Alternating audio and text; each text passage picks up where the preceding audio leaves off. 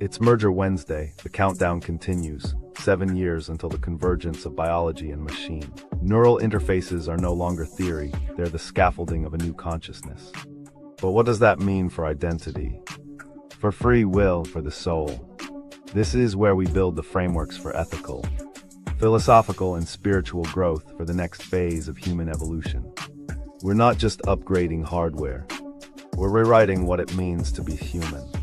Each week, we explore the biotech breakthroughs, decode the cognitive shifts, and prepare the mind for the merge. This isn't about fear, it's about readiness. Because the future isn't waiting. It's already wiring in. This is about preparing human consciousness for the most significant leap in our species' history. If you think this is just about chips and brains, you're not ready. But we'll get you there, one Wednesday at a time. So sit back and relax as we take you on a journey on Merger Wednesday.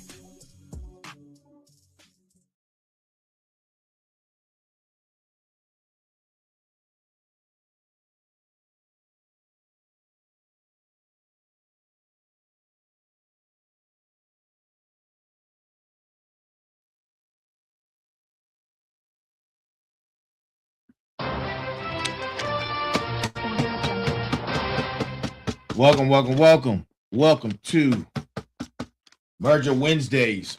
Welcome to each and every last single one of you who are joining us. Thank you for being here. I do apologize for the late start. We usually are starting each and every day that we're on at 9 p.m.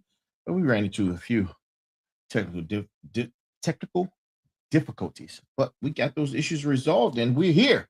This is about resilience. It's about consistency. It's about follow through. As they say, promises made, promises kept. That's what they say anyway. Whew. Man, I'm so glad to be here, man. Listen, if you're just now joining us for the first time, but before we do that, let's get into the greeting of the day, man. The greeting of the day to each and every single one of you who are here, no matter where you're watching, whether you're watching us on Facebook, on LinkedIn, on YouTube, on Twitch, Kick, or Instagram, and for your audio listening pleasures on Spotify. Good morning, good afternoon, good evening, and good night. You are here. I am here. We are here. This is the Final Boss Podcast. And this is going to be episode number 179. 179 on our way to 200. Episode number 179 of the Final Boss. Episode number 7 of Merger. Episode number 7 of Merger. And we will discontinue the numerical sequence of Merger, and it's going to merge into the Final Boss Podcast in the upcoming season 4. Season 4, ladies and gentlemen, it's almost here. It is almost here. Season 4 is the rebirth. Season 4 will be the rebirth. Right now, we're in season 3. Season 3 is the reckoning. This is the reckoning. This is what we're all going through right now. The reckoning. The rebirth is next year. Somebody asked me, what is that about? Listen, it's about destroy and rebuild. It's about destroy and rebuild. And that's where we at, man. That is where we at. We're on our way to finish going through the phase of destruction, and we're starting the phase of rebuilding, right? We're starting the phase of rebuilding. So great shows for you tonight on Merger. But before we get right into it, man, please like, share, subscribe. Like, share, and subscribe. Let's get that out of the way. Send it out to 3 people who you believe may enjoy this content, who you believe that this content may resonate with them. And if it resonates with you, let it resonate with others. Don't gatekeep, man. Don't gatekeep the information.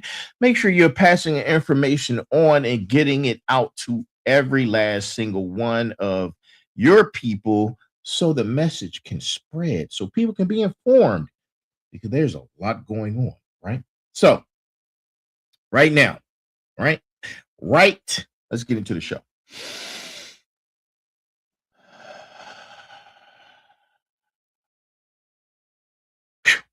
Blow all the air out. Right now, right?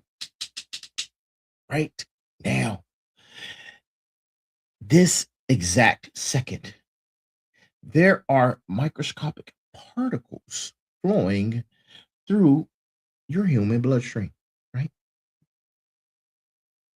And it's flowing through billions of people across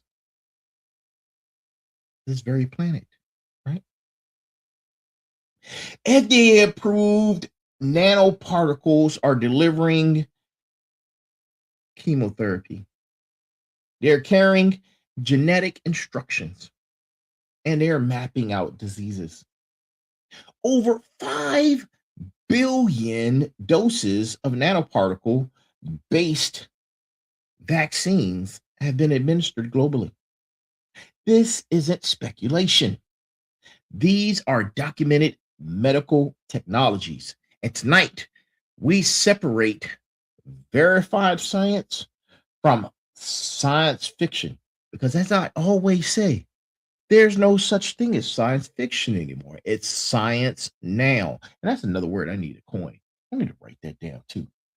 I'll write that down. Somebody put it in the chat, man. Science now, man, because this is where we are, man. Science now, right? Hey, Chikandi, welcome. Don't worry. We all are late, but it's okay. It is okay. We are here now, and we're here for a good time. And I hope you, Chikandi, go get some pen and paper. I know for a fact I'm calling you out. Go to your bathroom break. I'm giving you a hallway pass. Go get your pen and paper. This is notes taking time, right? Shout out to Chikandi, man. She's always here with us. And shout out to the wonderful and amazing Andrea. And shout out to Bella. Thanks for joining us, Bella. Thank you for being here. So we got that out the way, right? Now, let's talk about the brass tacks of the evening, which is going to lead into tonight's conversation, right? And here's the brass tacks of the evening, right? Medical nanotechnology is not theoretical. It's documented, right? Over 50 FDA-approved nanomedicines exist. Billions of nanoparticle doses have been administered, but the line between verified science and research speculation must be defined with rigor. With rigor. That's what doctoral level work demands, right? And that's our brass tacks of the evening. So yes. For those who are with us each and every last single Wednesday at 9 p.m. for Merger, welcome back. Welcome back. If you don't know who I am the final boss. I am on 5 times a week, right? CEO, combat veteran, doctoral candidate, right? And my candidacy is going to be in AI foundations and ethical considerations, right? So I know what I'm talking about. And I'm your guide through verified human technology integration research. So this episode I built. When I say built, I'm talking about research, right? Research. Under strict doctoral standards, right? Every claim is verifiable. Every technology is documented, right? Every statistic can be fact-checked, right? Everything you hear tonight is research-backed, peer-reviewed, and or FDA documented, right? When something experimental when something is experimental, I'm going to tell you. When something is specific and needs more research, I'm going to tell you, right? This is the Final Boss podcast. And this is where we have the most difficult of conversations, right? And to my smarts, to my final bosses, to my warriors, to my motivators, it is time to go. And by the way, if you haven't gotten go time, right? This is go get go time. Go time is your motivation manuscript workbook. This is your workbook, man. This is your go time is your motivation workbook. That is my shameless plug. Go time. All aboard the Fired Up train. Go get it now, where all books are sold. Thank you. So let's establish the foundation for tonight, right? Because some of the questions I had before I was working on this episode, one of the questions I had was, what qualifies as a medical nanoparticle, right?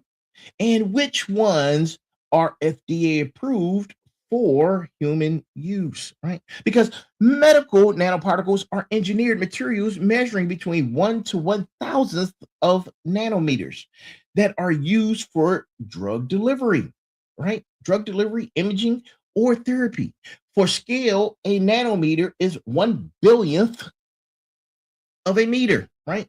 A human red blood cell is approximately 6,000 to 8,000 nanometers in diameter, right?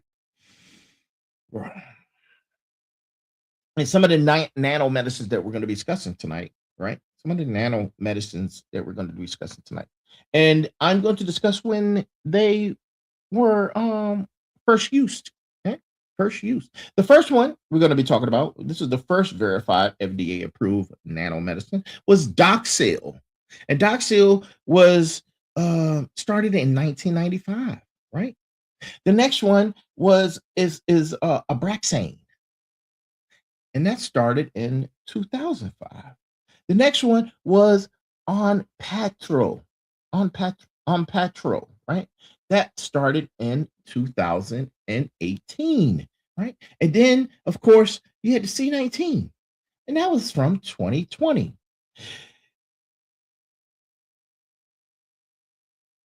If verification is needed, right?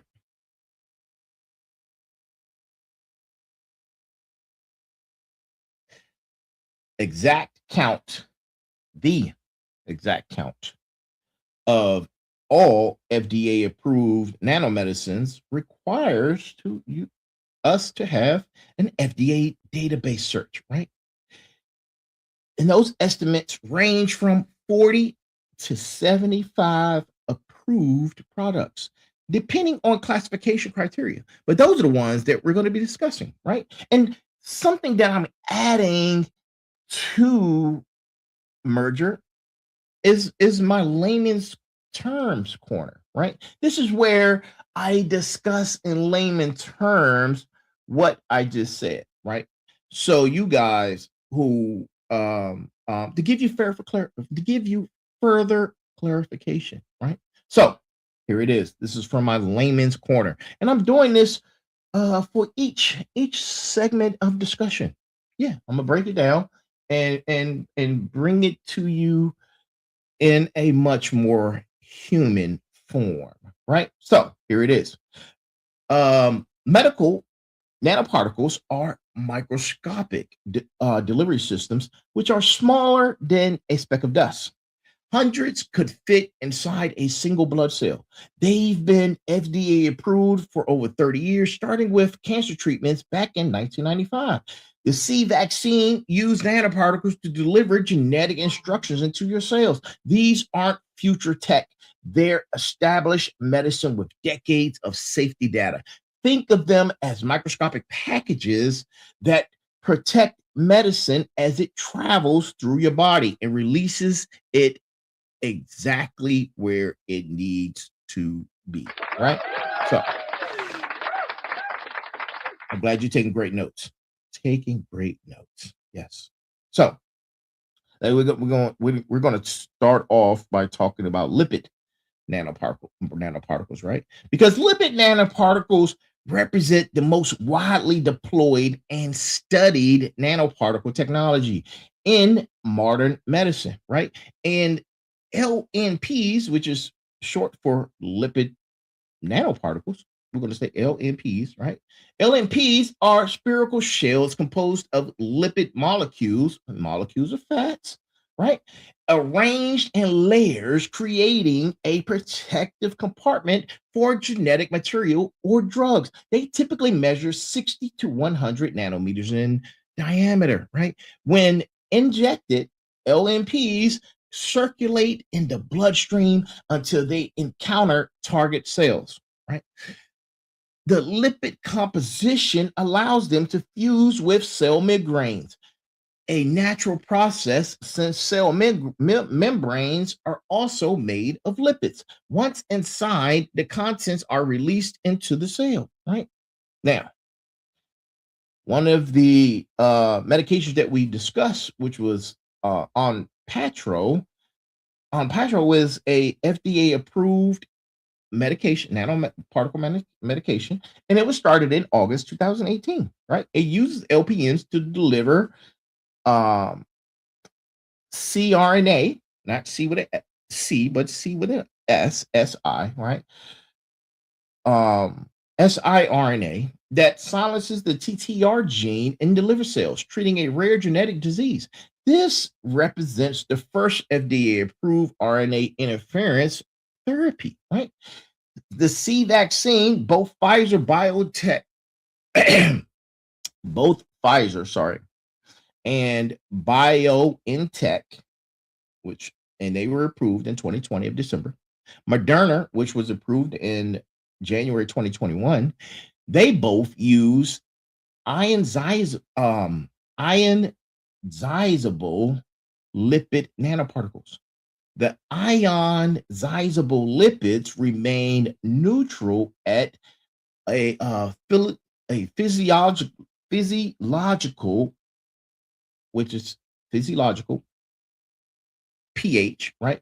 And it does that to avoid the immune detection, right? But become positively charged in acidic environments inside cells, facilitating RNA release, right? So these research LNPs and nanoparticles applications were for cancer immunotherapy. They were for gene editing delivery, and they were for protein replacement therapy. Now, LNPs have demonstrated that nanoparticles can successfully deliver genetic material into human cells at scale with acceptable safety profiles, right? Long-term safety data continues to accumulate. Now, here's my layman's block. Right? So, for those who didn't understand what I just said, here's my layman's block. Lipid nanoparticles are teeny bubbles made of the same materials as your cell membranes. Basically, microscopic fat balls, right? This lets them merge with your cells naturally and drop their cargo off inside, right? They've been proven safe in billions of C vaccine doses and in treatments for rare genetic diseases. The key breakthrough, scientists can now use these to deliver genetic instructions that tell your cells what to do, whether that's making a protein to fight disease or turning off a harmful gene. It's like a Trojan horse your cells willingly accept because it looks like it belongs there. That's the layman's block for that, right? So let's continue. Iron oxide nanoparticles have been used in clinical medicine for decades, primarily for imaging and iron supplementation, right? The composition of those are super paramagnetic iron oxide nanoparticles, right? And they consist of magnetite and those magnetite cores typically are between 10 to 100 nanometers, which are coated with a compatible, which are coated with biocompatible materials like dextrane or carbodex.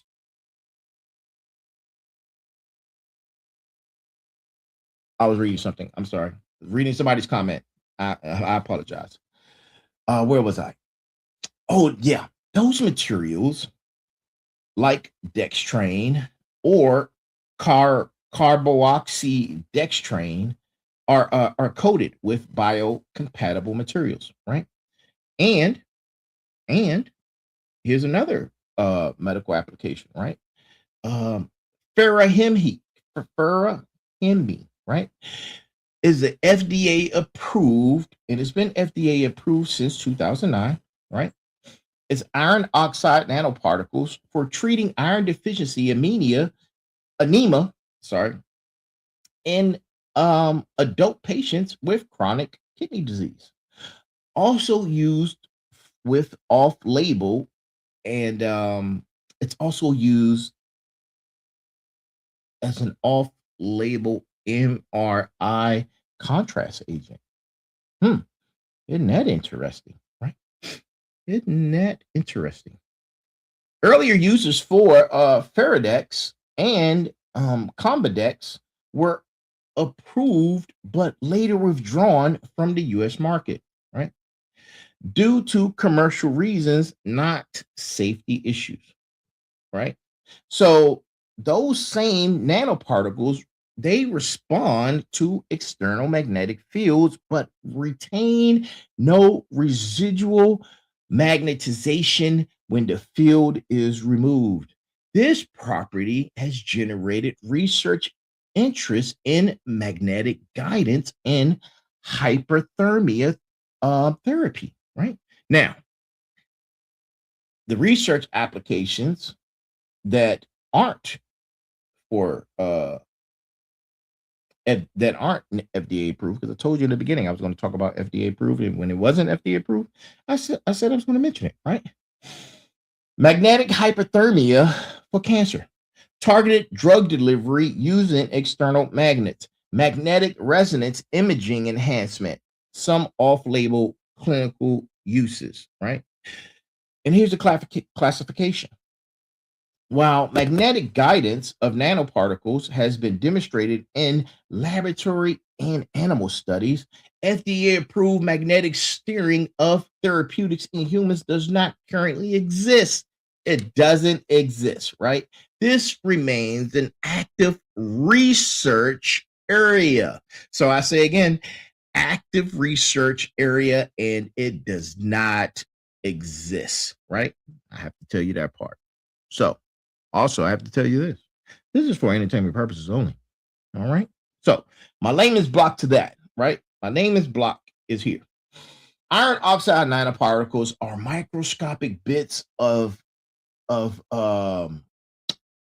rust, essentially, right? That respond to magnets. The FDA has approved them in 2009, primarily to treat anemia, right?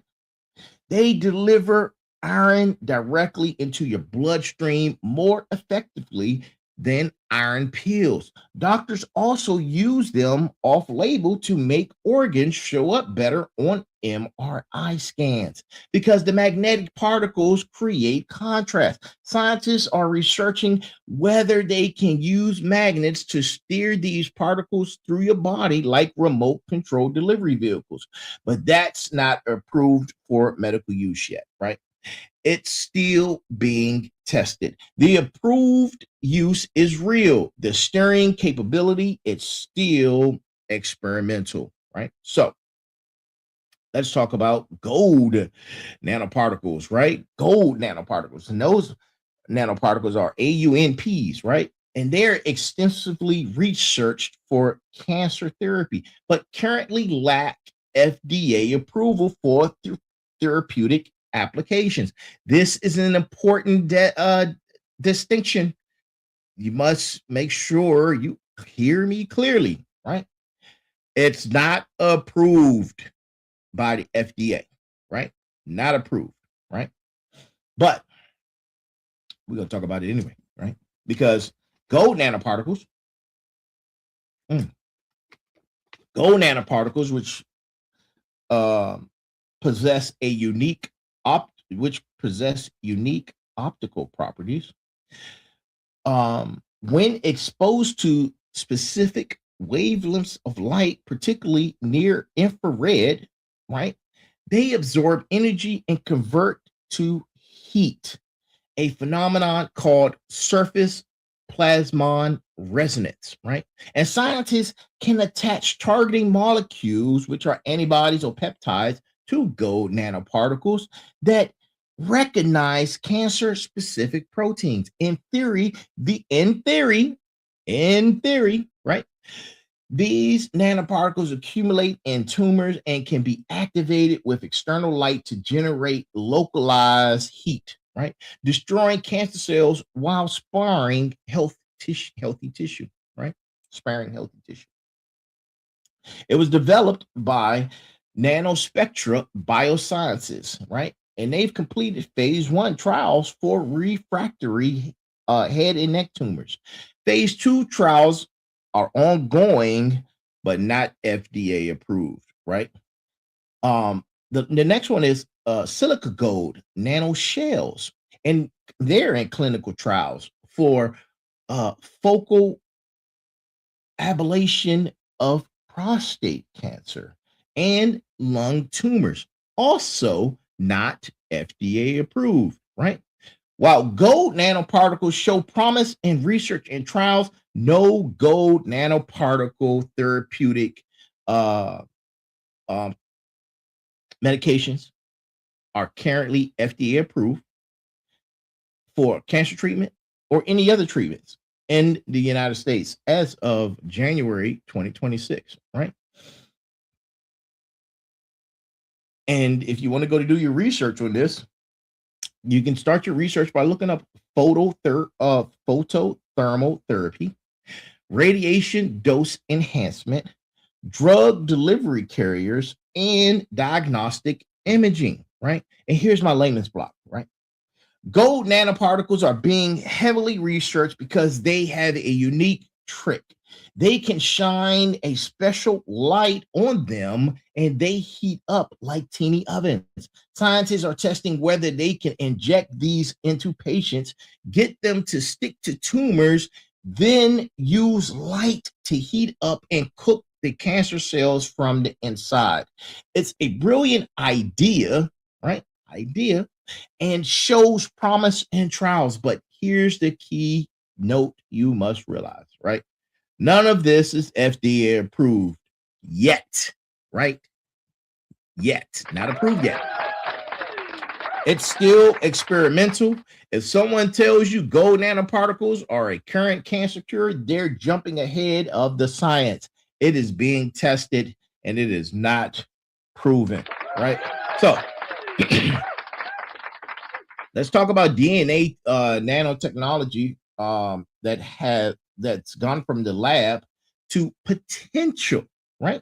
These have high potentials, right? And DNA nanotechnology represents cutting-edge research in programmable molecular machines, but remains primarily in research stages. The concept is this. The concept, right? The concept is this. DNA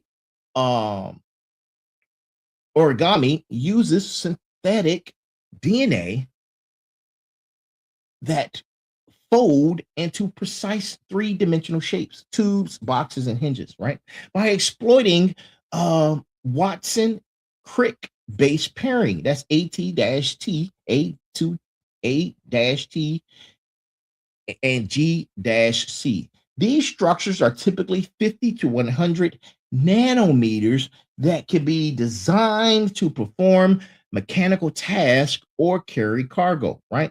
And here's the research for it, right? A February 2018 study published in Nature Biotechnology by researchers from Arizona State University and the National Center of Nanoscience and Technology in China demonstrated DNA nanobots in mice that could target tumor blood cells, right? The study consisted of this DNA origami barrel structure containing thromine, which is a clotting enzyme, opened only when encountered proteins on tumor blood cells, right? Successfully induced tumor thrombosis in mice with human breast cancer xenografts, right? The median survival increased from 20 days to 45 days, right? And here's the verification that you need for that, right? Specific authors and exact DOI should be confirmed through Nature Biotechnology Archives, right? This research demonstrated proof of concept in animal models. No DNA nanobot therapy is FDA approved or in human clinical trials as of January 26, right? The research, this is the research trajectory, right? These are the possibilities. DNA nanotechnology is considered a promising platform for future therapeutics with active research in targeted drug delivery, biosensing, molecular computation, tissue scaffolding, right? And the timeline for that, the timeline for DNA nanobot therapies are anywhere between 5 to 15 years from potential approval, right? Requiring extensive safety studies and human trials. And here's the layman's term. Here's my layman's block, right? DNA nanotechnology is like molecular origami, right? Scientists fold DNA into shapes that can act like microscopic machines. And in 2018, researchers proved that these could work in mice. They built DNA robots that traveled through blood, found cancer blood vessels, opened up like a clamshell, and released a clotting agent that starved tumors. The mice lived twice as long. That's groundbreaking research, but this is critical, right? It's only been tested in animals, right? Only been tested in animals. No human has received DNA nanobot therapy. It's not approved, but it's not approved in human trials yet, right? This is the future being built in labs today, not medicine you can get tomorrow, right? Now, hold on. Let me drink some water.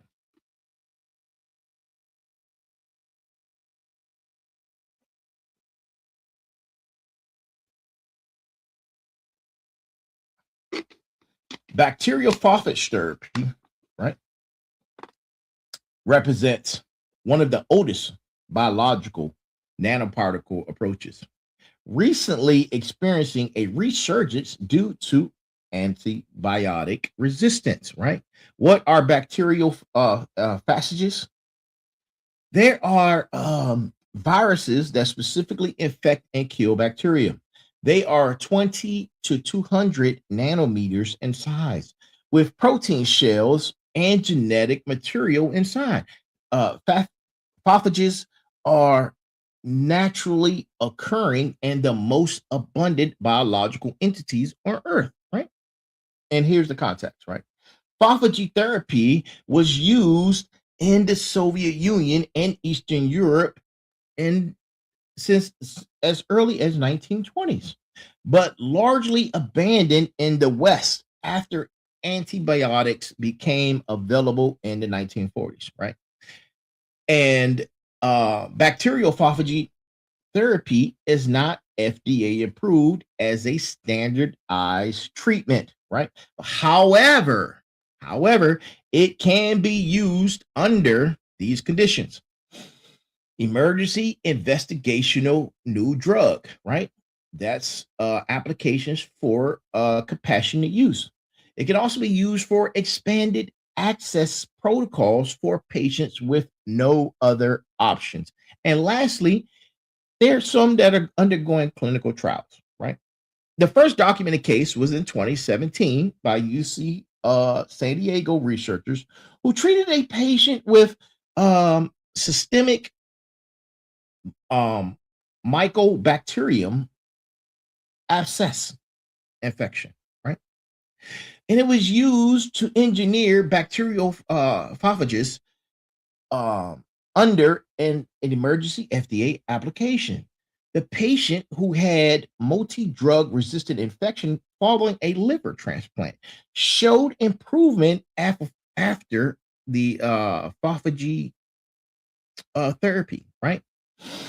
And established, and this was established in Evolution Medicine and Public Health 2019.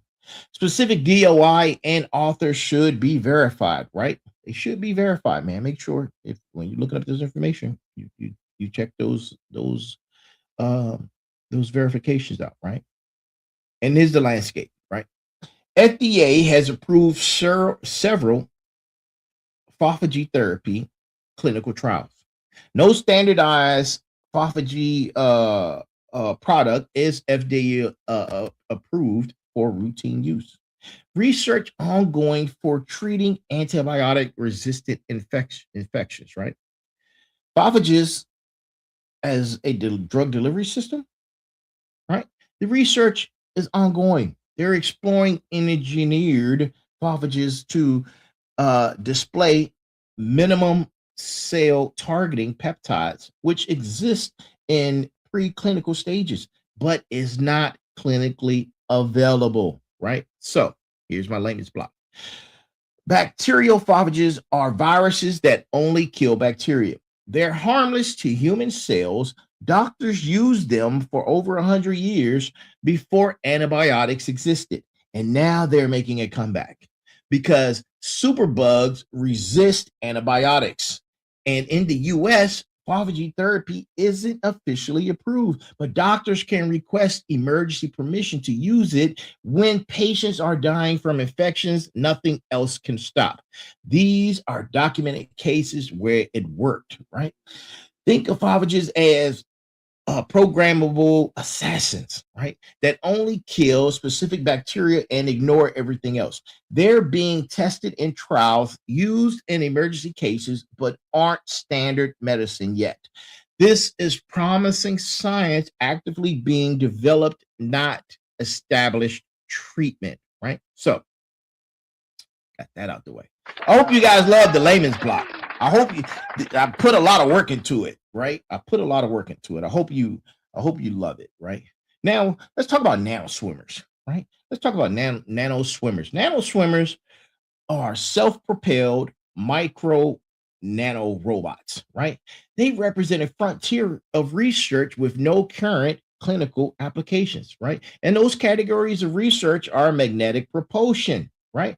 And that research status is demonstrated in laboratory settings, animal models, but no human trials or FDA application, right? Studies have shown magnetic micro swimmers navigating through animal tissues and eye fluids, but this remains in research laboratories, right?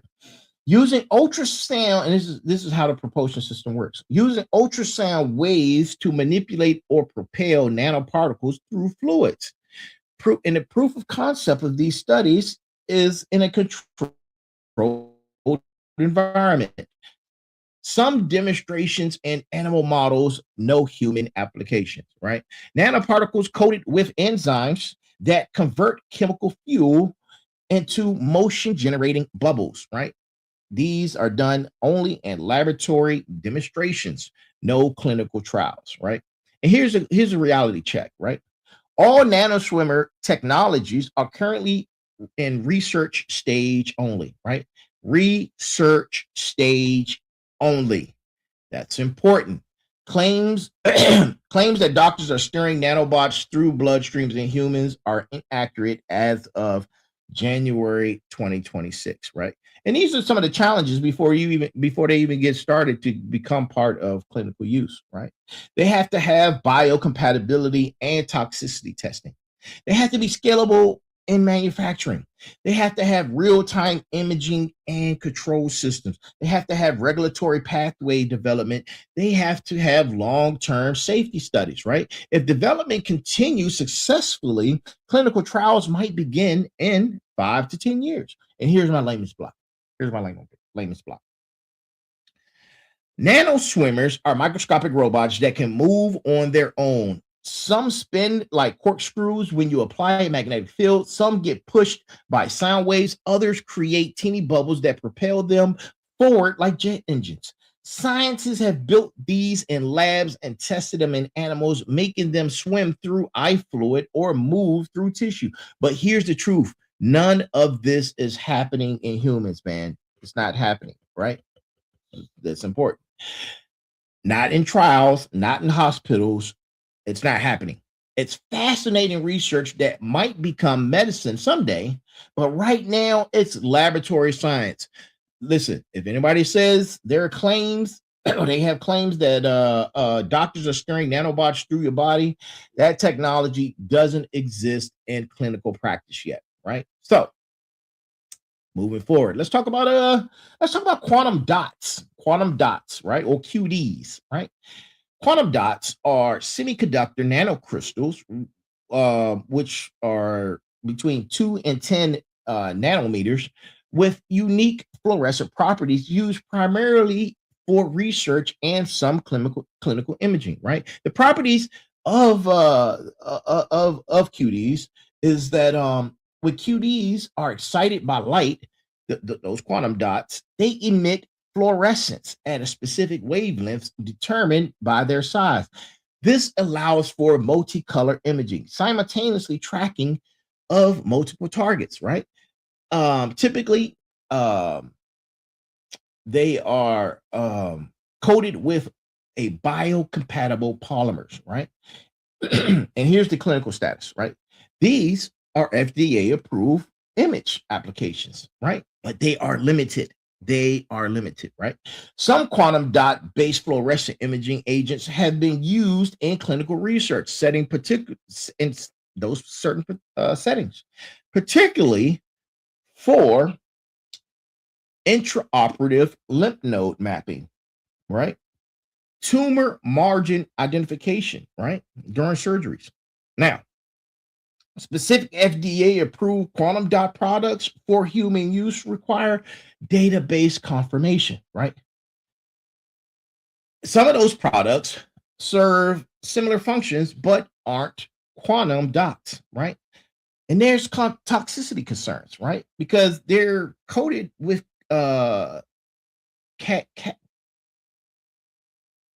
cadmium, right? And the cadmium is a heavy metal that causes cellular damage, right? So this is why. The ZNS shells are critical to prevent cadmium leakage. Biocompatible coatings enable renal clearance. Newer cadmium-free quantum dots, right, are being developed as we speak. So the applications are for drug delivery tracking, real-time vascular imaging, and cancer cell detection. And lastly, for biosensors, right? Quantum dots are primarily research tools with limited clinical imaging applications. They are not routinely used in standard medical practice as of January 2026, right? And here's my layman's terms, right? Here's my layman's block. My layman's block, man. Let's give it up for the layman's block. All right? Don't go nowhere. Guys are just getting interested, man. Don't you go nowhere, right? Quantum dots are microscopic crystals that glow like neon signs when light hits them, and their size determines what color they glow. This makes them useful for taking detailed pictures of what's happening inside of your body. Some have approved for helping surgeons see specific tissues during operations, like identifying which lymph nodes to remove during cancer surgery. The problem, many are made with toxic cadmium, right? So they need protective coatings to prevent poisoning. Scientists are working on safer versions and testing them to track drugs to detect disease, right? To detect disease, but most quantum dot applications are still experimental. They're used in research labs way more than actual patient care, right? So we got that out the way. So let's talk about carbon-based nanomaterials. And these carbon nanotubes, or CNTs, and graphene oxide, which are GOs, represent powerful nanoparticles with significant research interest, but also substantial safety concerns. They have substantial safety concerns, right? Carbon nanotubes are cylindrical molecules of rolled graphene, right?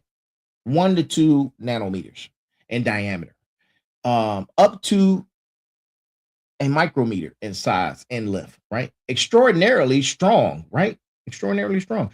And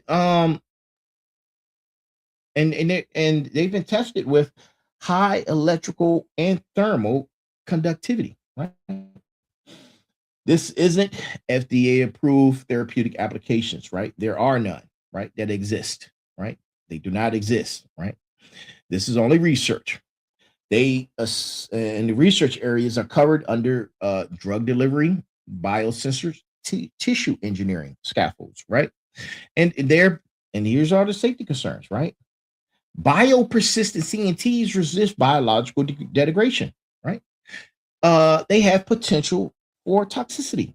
Some studies show respiratory toxicity resembling asbestos effects in animal models, right?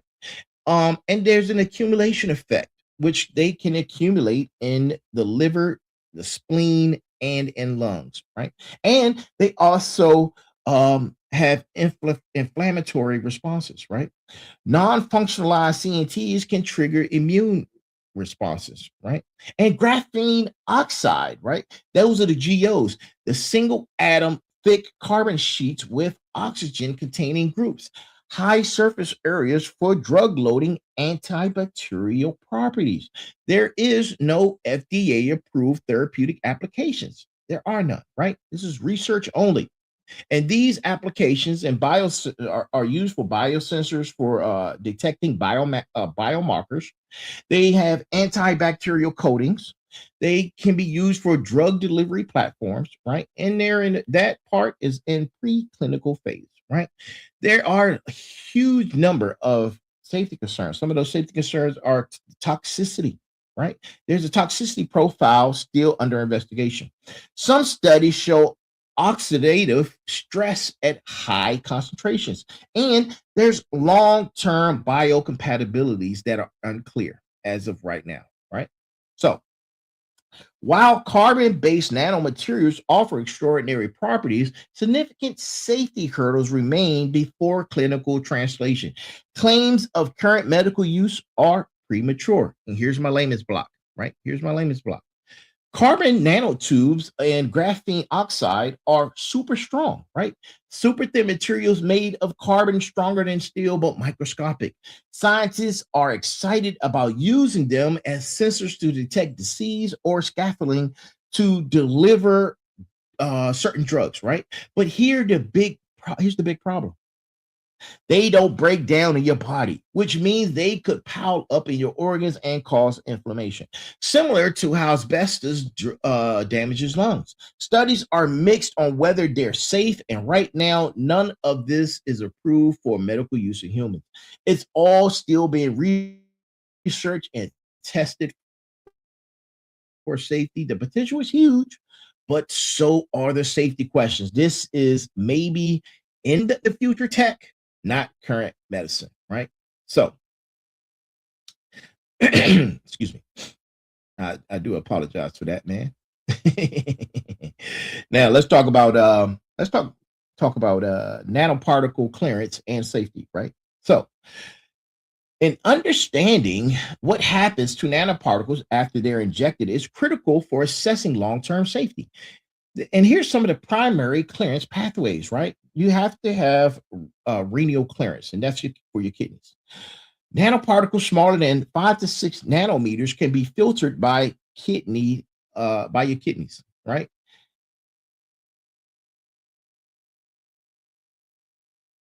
Excreted in urine, right? But gold nanoparticles, which are small quantum dots, can clear this way if properly designed. I mean, we were talking about gold nanoparticles earlier, right? So, excuse me. Large nanoparticles take up liver macrophages, right? Processed and excreted through bile into intestines. Most lipid nanoparticles clear primarily through liver, right? And the immune cells throughout the body recognize and consume foreign particles, right? That reduce immune recognition and extend circulation time, right? And this is documented, right? Lipid nanoparticles generally biodegradable and are broken down by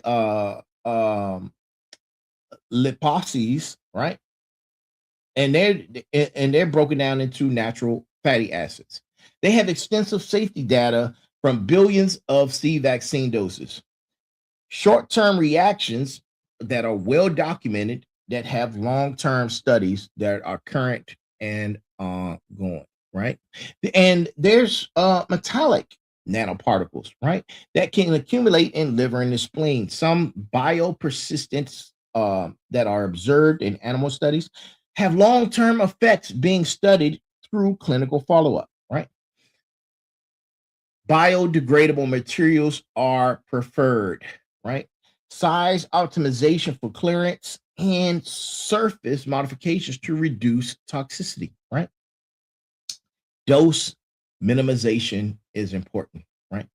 The FDA requires comprehensive biodistribution and toxicity studies for all nanomedications, including long-term follow-up data and clinical trials. And here's my layman's block, right? Here's my layman's block. What happens to nanoparticles after they finish doing their job? If they're small enough, under about 5 nanometers, your kidneys can filter them out like any other waste, and you, lack of a better word, you pee them out. Bigger ones get eaten by immune cells in your liver and spleen, then expelled through your digestive system. The safest nanoparticles are made from materials your body can break down naturally, like liptides that turn into fatty acids or proteins that become amino acids. Metallic nanoparticles like gold and iron can stick around longer in your organs, which is why scientists study them carefully. The FDA requires companies to approve nanoparticles either clear out safely or don't cause harm if they stick around. It's like an environmental cleanup, right?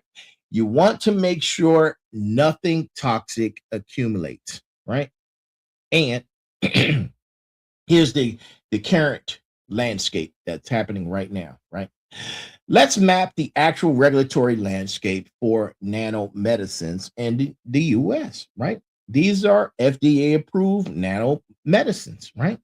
Current treatments, you have Doxil, you have Exome, you have Abraxane, you have Marquibo, you have Onividide, you have Vixiosis. And then for genetic diseases, you have Onpattro. For iron supplementation, you have Feraheme, right? And then you have your vaccines, which are your vaccines, right? I don't have to go through those vaccines, right?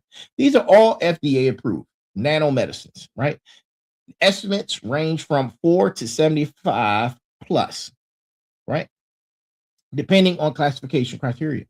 This requires um, um, um,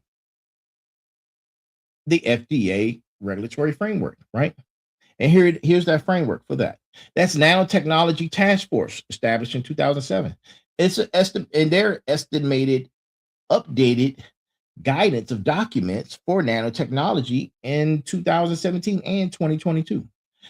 The requirements include comprehensive characterization of particle size, distribution, surface properties, preclinical toxicity and biodistribution studies, clinical trial phases 1 through 3, and long-term safety monitoring, right? But here's what's not approved. It's not approved for magnetic stirring. We talked about that. It's not approved for autonomous nanobots. We talked about that. It's not approved for DNA origami therapeutics. We talked about, and it's not approved for nano swimmers. We talked about, and it's not approved for photothermal gold nanoparticle therapies, right? We talked about that as well. And here's my layman's block. The FDA has approved dozens of nanoparticle medicines over the past 30 years, mostly for cancer treatment, genetic diseases, and vaccines. The COVID vaccines are the most widespread. Billions of people receive nanoparticle-based medicine. But here's what's important. The FDA has not approved the futuristic stuff like steerable nanobots, DNA origami treatments, or magnetic remote control systems. Those are still in research or trials. The approved nanoparticles are relatively simple, protective shells around drugs that help them get where they're going or where they need to go, right?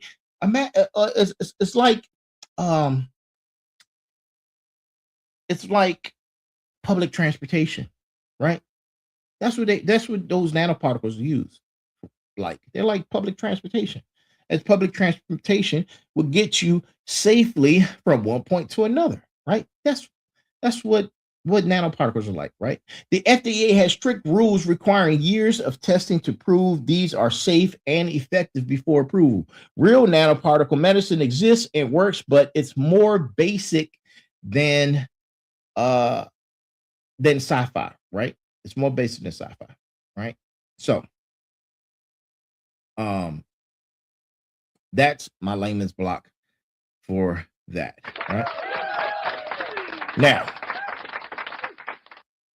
let's talk about what's critical for my work, right? Let's talk about what's critical for my work, because understanding the difference between the research stages is what's important, right? The research stages explain one, basic research, right? And the basic research is testing in cells and petri dishes, proof of concept demonstrations, mechanism studies, not evidence of clinical viability, right?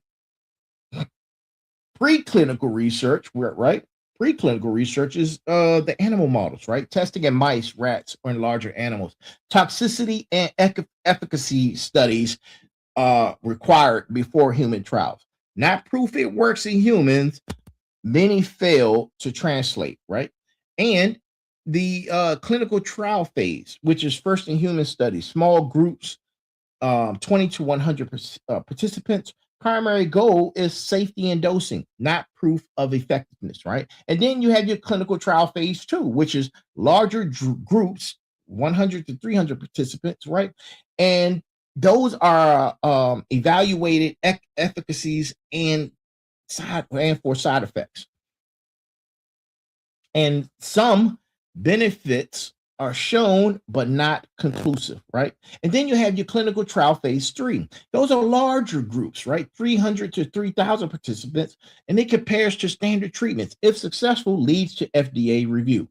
Strong evidence, but not yet approved, right? FDA approval are rigorous reviews of all data, manufacturing quality assessments, risk-benefit analysis, and only now is it proven for medicine use, right? And then you have your post-market surveillance. That's your phase 4, right? And that's your long-term safety monitoring after approval.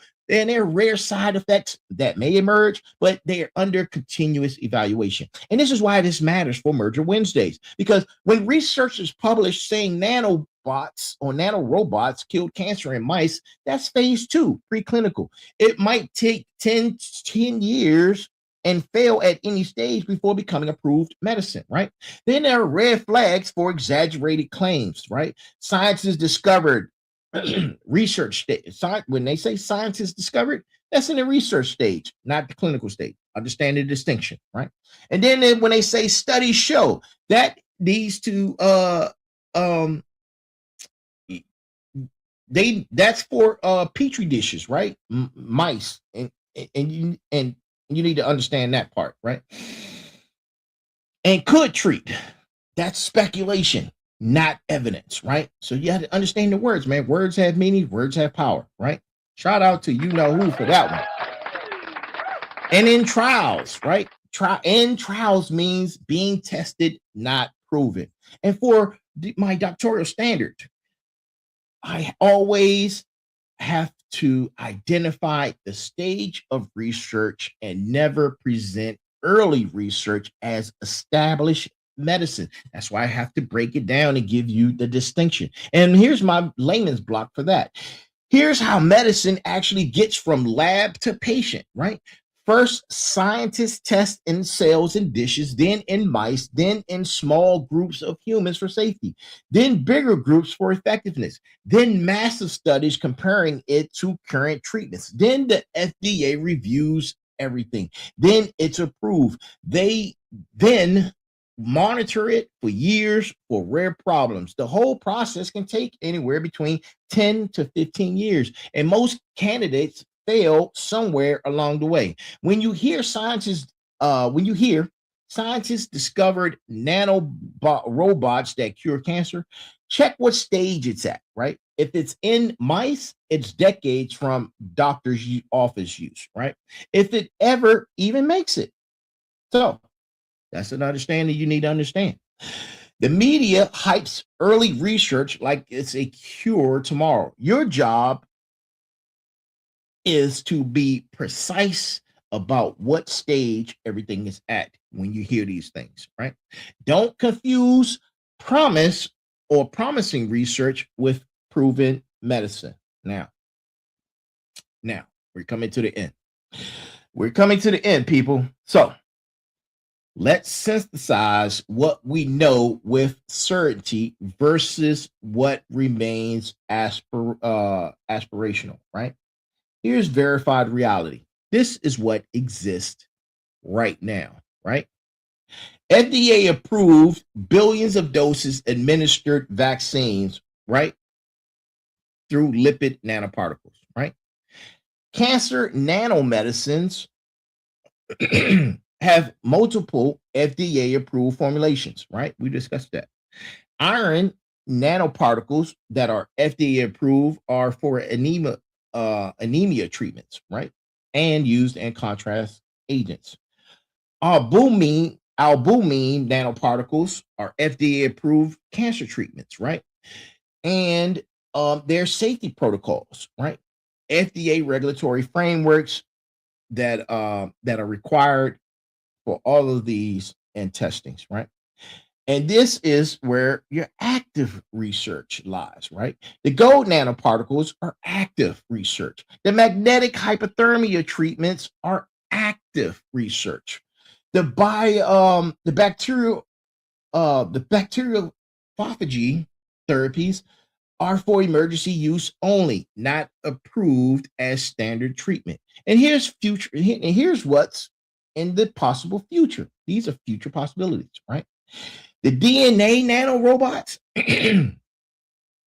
are future. Nano swimmers, future.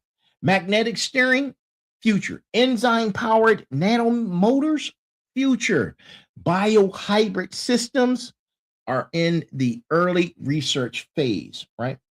So for the merge, right? The merge context, the integration of these technologies and biology is happening through nanoparticles, but is more subtle than sci-fi suggests. You're not getting steerable nanorobots piloted by doctors yet. You're getting drug delivery systems that exploit biological pathways to reach targets more effectively. The verified technologies are transformative, but not yet sentient, right? not autonomous, and not externally controlled in real time. They're sophisticated chemistry taking advantage of biology. And for my researchers out there, right? Stick to FDA-approved technologies and clearly define clinical trial stages. Cite properly, right? Distinguish between demonstrated in mice and available to patients. Your credibility, for my researchers, your credibility depends on precision, right? That's the verified reality. And that is powerful enough without exaggeration. And here's my layman's block. Right? Because here's the bottom line. Medical nanoparticles are real and billions of people have received them. FDA-approved nanoparticle medicines for cancer, genetic diseases, and vaccines are used daily in hospitals worldwide. That's not hype. That's documented fact. The futuristic stuff, right? Robots you can steer with magnets, DNA machines that can hunt cancer, self-swimming nanorobots that's still being researched, tested in animals or in early human trials. Some of it will probably work eventually. Some will fail. None of it is standard medicine yet. The merge is happening, but it's through proven chemistry, not sci-fi nanorobots. And for my researchers, cite the FDA database. Search clinical trial registries. Verify every claim, right? The truth is impressive enough. You don't need to embellish it. And for some of the sources that are verified for tonight's episodes, these are some of the sources. Make sure you go look up your FDA drug database, right? There are clinical trials at clinicaltrials.gov. There are publications at PubMed, right? PubMed. And here's another publication, Nature Biotechnology 2018 DNA nanorobot studies, right? And then you have FDA nanotechnology resources at fda.gov, right? In closing, because this is the end of the show, man. I enjoy teaching you guys yet again, right? This episode, which is episode number 179 or merger number 7, is verified and rebuilt, right? Verified and rebuilt, man.